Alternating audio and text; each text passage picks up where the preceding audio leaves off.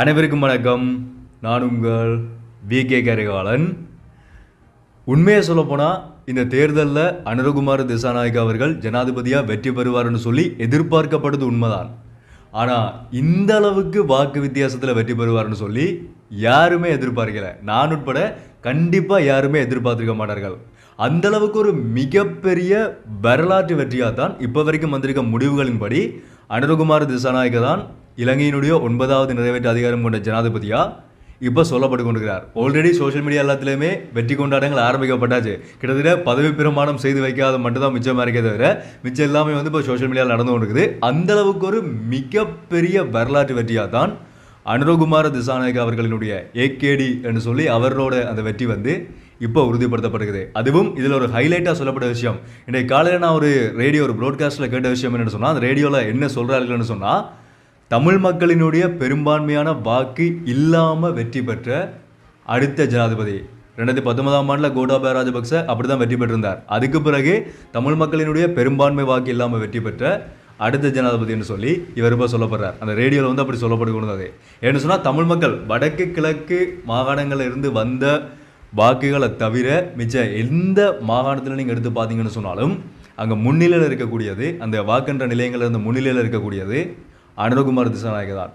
அந்த வாக்கு எண்ணிக்கையை பார்த்தீங்கன்னு சொன்னால் அதுதான் ஒரு பயங்கர ஷோக்கிங்காக இருக்குது. இவரோட வாக்கு எண்ணிக்கை முன்னால் இருக்குது. அடுத்ததாக 2வதாக இருக்கக்கூடிய அந்த வேட்பாளருக்கும் இவருக்கும் முடியல கிட்டத்தட்ட சரி அரைவாசிக்கு வித்தியாசம் இருக்குது. 50% மேலே இவரோட வாக்கு அதிகமாக இருந்து கொண்டிருக்குது. அந்தளவுக்கு ஒரு மிகப்பெரிய ஒரு பெரும்பான்மை ராஜபக்சர்களுக்கு எங்கே எல்லாமே பெரிய அளவில் பெரும்பான்மையான வாக்குகள் கிடைச்சதோ, ஹம்பாந்தோட்டையாக இருக்கட்டும், அனுராதபுரமாக இருக்கட்டும், இல்லாட்டி அவங்களோட சொந்த தொகுதியாக இருக்கட்டும், ராஜபக்சர்களுடைய சொந்த தொகுதியில் கூட நாமல் ராஜபக்சவுக்கு மிக குறைவான வாக்குகள் தான் கிடைச்சிருக்குது. அங்கேயும் அனுரகுமார திசாநாயக்கா தான் பெரிய அளவில் வெற்றி அடைஞ்சிருக்கார். அந்தளவுக்கு எங்கெல்லாம் ராஜபக்சர்களுக்கு பெரிய அளவில் வாக்குகள் கிடைச்சதோ அங்கே எல்லாமே அனுரகுமார திசாநாயக்கா இப்போ மிகப்பெரிய வெற்றியை இப்போ வந்திருக்கிற வாக்கு எண்ணிக்கையின்படி அவர் உறுதி செஞ்சிருக்கார். அதுலேயும் இந்த தபால் மூல வாக்களிப்பு முடிஞ்சதுக்கு பிறகு ரணில் விக்ரமசிங்க அவர்களினுடைய கட்சியில் அவரோட பிரச்சார கூட்டத்தில் எல்லாம் சொல்லப்பட்ட விஷயம் என்னன்னு சொன்னால், தபால் மூல வாக்களிப்பில் அதிகமாக ரணில் விக்ரமசிங்கவுக்கு தான் வாக்குகள் கிடைச்சிருக்குன்னு சொல்லி. ஆனால் தபால் மூல வாக்களிப்புலையும்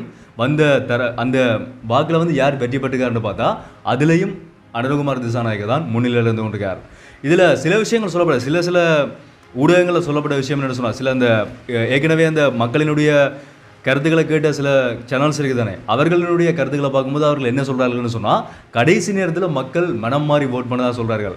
ஏற்கனவே சஜித் பிரேமதாசாவுக்கு அதிகமான வாக்களிக்கிறதுக்கான சப்போர்ட் இருந்த இடத்துல எல்லாமே கடைசி நேரத்தில் அங்கே இப்போ யார் வெற்றி பெற்றிருக்குன்னு பார்த்தா அனுரகுமார திசாநாயக்கா தான். அவருக்கு தான் பெரும்பாலான இடங்களில் அதிகமான வெற்றி கிடைச்சிருக்கதாக சொல்லப்படுது. அந்தளவுக்கு கடைசி நேரத்தில் தான் மக்களினுடைய மனங்கள் மாறி மக்களாக தான் அனுரகுமார திசாநாயக்கா ஓட் பண்ணியிருக்கின்ற மாதிரியும் ஒரு பக்கம் போய்கொண்டிருக்குது. ஸோ இப்போ இந்த வீடியோவில் இப்போ வரைக்கும் நான் அந்த வீடியோ ரெக்கார்ட் பண்ணும்போது கரெக்டாக டைம் காலையில் 10:30.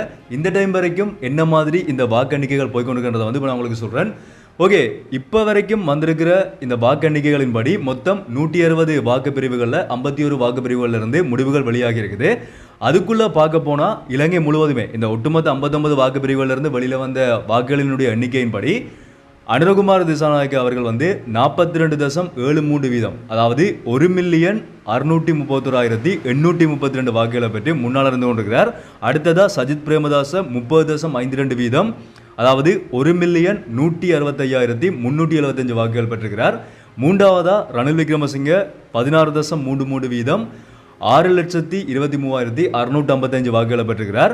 அடுத்ததா நாலாவதா தமிழ் பொது வேட்பாளரான அரியநேத்திரன் 4.43% வாக்குகளை பெற்று, அதாவது 1,69,251 வாக்குகளை பெற்று அடுத்த நிலையில் இருந்து கொண்டிருக்கிறார். ஸோ இதுதான் இப்போ வரைக்கும் வெளிவந்திருக்கிற, இப்போ இந்த காலையில் 10:30 வரைக்கும் வெளிவந்திருக்கிற இந்த முடிவுகளாக இருந்து கொண்டிருக்குது. இன்னும் வர வேண்டிய முடிவுகள் அதிகமாக இருக்குது. ஆனால் இப்போ வரைக்கும் வந்திருக்கிற இந்த முடிவுகளை வச்சு பார்க்கும்போது 50% மேலே அனுரகுமார திசாநாயக்கா தான் வெற்றி பெறுவார்னு சொல்லி கிட்டத்தட்ட உறுதிப்படுத்தப்பட்டிருக்குது.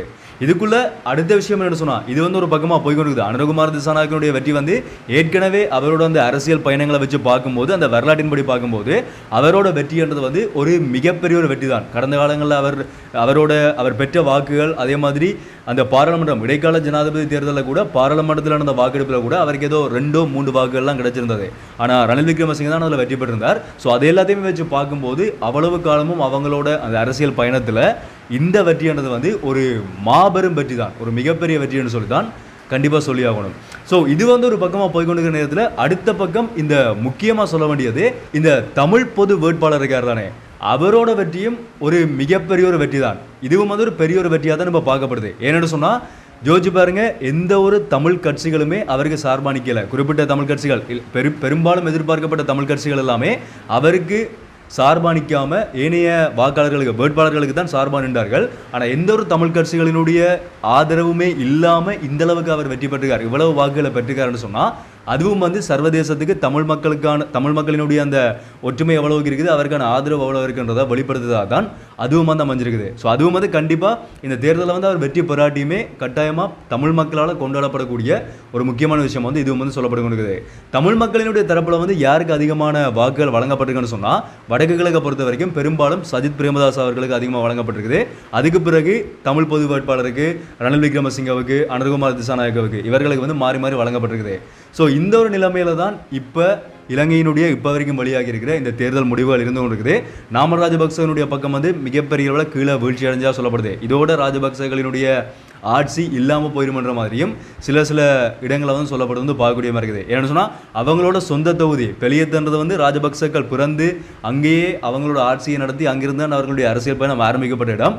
அந்த பெலியத்த தேர்தல் தொகுதியில் கூட நாமல் ராஜபக்சவுக்கு வந்து கடைசி 4வது இடம் தான் கிடைச்சிருக்குது. அதுக்குள்ளேயே அனுரகுமார் திசாநாயக்க தான் முதலிடத்தில் மிகப்பெரிய அளவில் வெற்றி அடைஞ்சிருக்கார்.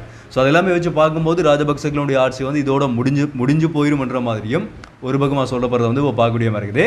யாருமே எதிர்பார்க்காத இந்த ஒரு மிகப்பெரிய வித்தியாசத்தில் கிடைச்ச ஒரு வெற்றி அனுரகுமார் திசாநாயக்க அவர்களுக்கு, தேசிய மக்கள் சக்திக்கு வந்து பெரிய வித்தியாசத்தில் மிகப்பெரிய ஒரு கிடைச்ச ஒரு வெற்றி. அடுத்ததாக எங்களோட எதிர்பார்ப்பு என்னென்னு சொன்னால் இவரோட ஆட்சி எப்படி இருக்க போகுது.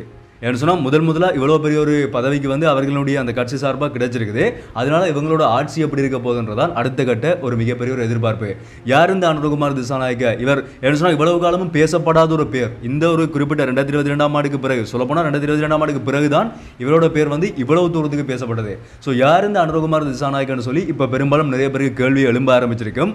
ஆனால் ஏற்கனவே ஆல்ரெடி நான் 5 மாதத்துக்கு முதலே இவரை பற்றின முழுமையான டீட்டெயிலான வீடியோ வந்து ஆல்ரெடி வந்து போஸ்ட் பண்ணியிருக்கேன். தமிழர்கள் எதுக்காக அனுரகுமார் திசாநாயக்க விரும்புவார்கள் என்று சொல்லி ஒரு டைட்டில் வந்து போட்டிருப்பேன். ஸோ யாராவது பார்க்கணும்னு நினச்சிக்கணும்னு சொன்னால் அந்த வீடியோ போய் செக் பண்ணி பாருங்கள். ஃபுல் டீட்டெயில்டான முழுமையான விளக்கம் வந்து அந்த வீடியோலாம் கொடுத்துருக்கேன்.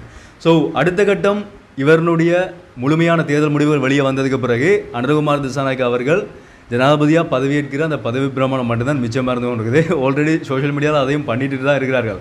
ஸோ வெயிட் பண்ணி பார்ப்போம். இது வரைக்குமே முழுமையான முடிவுகள் வெளிவரலை. அதே வந்து மறுபடியும் சொல்லிக்கொள்கிறேன். இப்போ இந்த கிட்டத்தட்ட ஒரு 160 பிரிவுகளை வந்து 50 பிரிவுகள் இருந்து தான் இப்போ வரைக்குமே தேர்தல் முடிவுகள் வெளியே வந்திருக்குது. மிச்சம் வர இருக்குது. ஆனால் 50% உறுதிப்படுத்தப்பட்ட மாதிரி தான் ஒரு விஷயம் வந்து சொல்லப்படுது. ஓகே, வெயிட் பண்ணி பார்க்கலாம். அந்த இறுதியான முடிவு வந்து உத்தியோகபூர்வமாக இலங்கையினுடைய தேர்தல் ஆணைக்குழுவால் யார் வெற்றி பெற்றார்ன்ற அந்த முடிவு அறிவிக்கும் வரைக்கும் அதுவும் வந்து சின்னதாக ஒரு சந்தேகமாக தான் இருந்து கொண்டிருக்கும். அதுக்கு பிறகு யார் முடிவாக வெற்றி பெற்றார்ன்றதை வந்து அடுத்த வீடியோவில் கண்டிப்பாக நான் சொல்கிறேன். வெயிட் பண்ணி பார்க்கலாம். இவரோட இந்த ஆட்சி எப்படி இருக்க போகுதுன்றதான் அடுத்த கட்ட ஒரு பெரிய ஒரு கேள்வியாக இருந்து இருக்குது. இன்னொரு விஷயம், இப்போ வரைக்குமே ஊரடங்கு சட்டம் இலங்கைக்குள்ள அமுலில் இருக்குது. நேற்றிரவு ஊரடங்கு சட்டம் நடைமுறைப்படுத்தப்படுது 10 மணிலேருந்து காலையில் 6 மணி வரைக்கும். ஆனால் இப்போ வந்து இன்றைய காலையில் 6 மணிலேருந்து 12 மணி வரைக்கும் நீடிக்கப்படுகிறதா சொல்லப்படுகிறது. ஆனால் 12 மணியையும் தாண்டுமென்று சொல்லியும் எதிர்பார்க்கப்படுது. ஸோ அதையும் வந்து வெயிட் பண்ணி தான் பார்க்க முடியும். நிறைய தமிழ் கட்சியில் இருக்கக்கூடிய சில அரசியல்வாதிகளினுடைய கட்சி தாவல்களையும் பார்க்கக்கூடிய மாதிரி இருக்குது. அதே மாதிரி நிறைய பேர் நாட்டை விட்டு வெளியேறுவார்கள் என்று சொல்லியும் இன்னொரு பக்கம் வந்து சொல்லப்பட்டு கொண்டிருக்குது. ஸோ அதுவும் வந்து இனி நிறைய விஷயங்கள் நடக்கும். இது இன்றைக்கு நாளைக்கு நாளடைக்கலாமே நாட்கள் இருக்குது தானே. இவ்வளோ காலம் வந்து இன்னும் நிறைய சம்பவங்கள் நடக்கிறதையும் நாங்கள் பார்க்கக்கூடிய மாதிரி தான் இருக்கும். ஓகே, வெயிட் பண்ணி பார்க்கலாம் என்ன நடக்குதுன்னு சொல்லி. இதை பற்றின உங்களோட கருத்துக்களை வந்து நீங்கள் தாராளமாக கிளியர் கமெண்ட் சொல்லலாம். எல்லா விதமான அப்டேட்ஸுமே நீங்கள் தெரிஞ்சுக்கணும்னு சொன்னால் யாராவது புதுசாக பார்த்து சொன்னால் மறக்காம சப்ஸ்கிரைப் பண்ணி அந்த பெல்லைக்கனை கிளிக் பண்ணி ஒரு ஆப்ஷன் வச்சுக்கொள்ளுங்க. அப்போ தான் அப்லோட் பண்ணுற வீடியோஸ் எல்லாமே தொடர்ச்சியாக உங்களுக்கு உடனே நோட்டிஃபிகேஷனாக வரும். மீண்டும் ஒரு வீடியோவில் சந்திப்போம். நன்றி.